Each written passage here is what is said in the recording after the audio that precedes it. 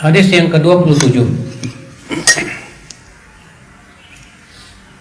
Anin Nawas bin Sam'an radhiyallahu anhu anin Nabi sallallahu alaihi wasallam qala al-birru husnul khuluq wal ithmu ma haka fi sadrik wa karihta an yattali'a alaihi an-nas, rawahu Muslim.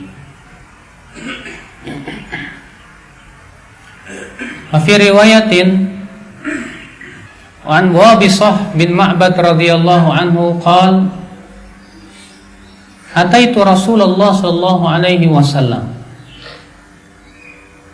faqala ji'ta tas'alu 'anil bir, qultu na'am, faqala istafti qalbak, al birru matma'annat ilaihi an-nafs wa atma'anna ilaihi al-qalb wal ithmu ma haka fi an-nafs wa taraddada fi as-sadr wa in aftaka an-nas wa aftau, hadithun hasan ruwinahu fi musnadil imamaini Ahmad bin Hanbal wa Darimi bi isnadin hasan.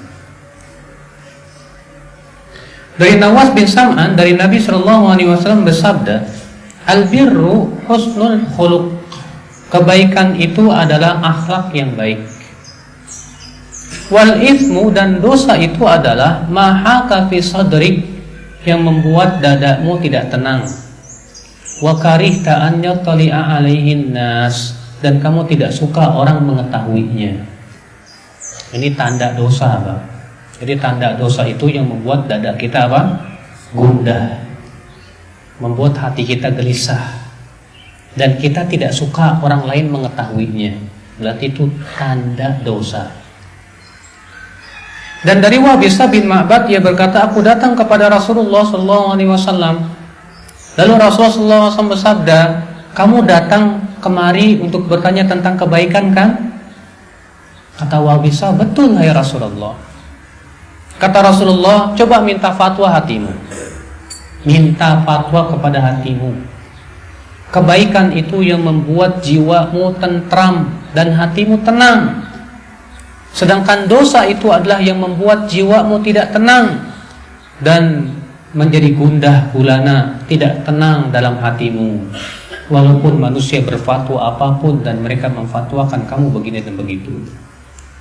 Hadis ini hasan, diriwayatkan dalam musnad Imam Ahmad dan Ad-Darimi dengan sanad yang hasan. Coba Pak perhatikan hadis ini. Rasulullah SAW mengatakan, coba minta fatwa kepada hatimu. Apakah setiap kali kita ingin mengetahui kebenaran selalu minta fatwa kepada hati? Ya. Apakah setiap kali ketika bapak atau ibu hendak menilai kebaikan itu selalu minta fatwa kepada hati? Hah? Iya enggak? Atau bagaimana? Coba.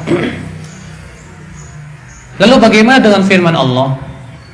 Fa in tanaza'tum fi syai'in, jika kalian berselisih, farudduhu ilallahi war rasul, kembalikan kepada Allah dan Rasul. Di sini dalam Al-Qur'an Allah mengatakan, kalau kamu berselisih, kembalikan kepada Allah dan Rasul. Dalam hadis ini mengatakan, coba minta fatwa kepada hatimu. Nah, di sini Pak, hadis ini harus kita pahami dengan hadis lain dan ayat.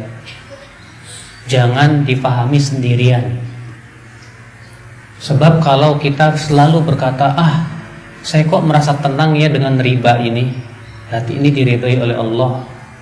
Bahaya. Ada orang misalnya ketika berbuat maksiat, kok hati saya tidak merasa gelisah ya, kayaknya biasa-biasa aja deh. Berarti ini tanda baik dong. Bahaya. Hati ini, hadis ini harus kita pahami sesuai dengan maknanya dan kondisinya.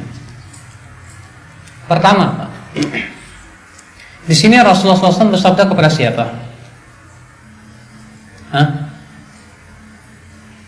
Bapak, di sini Rasulullah SAW bersabda kepada siapa?